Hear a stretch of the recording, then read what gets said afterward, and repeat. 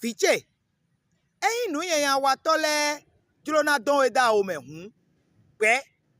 Donu mi do Sédomongbè si agbasa. Me davo ingbe do aliko bo wuzuta do no le o bije kare si semea. Gbede gege to timbo. Azo gble nu tole jegbedo ka ejibo ye gbea. Wenu unpodo pro jiba lavo kwe o. Hoto chedo podo nu mi do. Anodu zanwe ya. Bondo eo. Ero nu ayin hoto chejewe o. Asi ugon zanwe yon du ame. Hoto fodo fine gbenegbe. Me no wa nu dagbe o. Eje no le awa yanya ba no akpono mele o je ka nu lo wa ya. Chavi o we indo. Akweda joto. Anahuzu a joto. Nu nyo ho.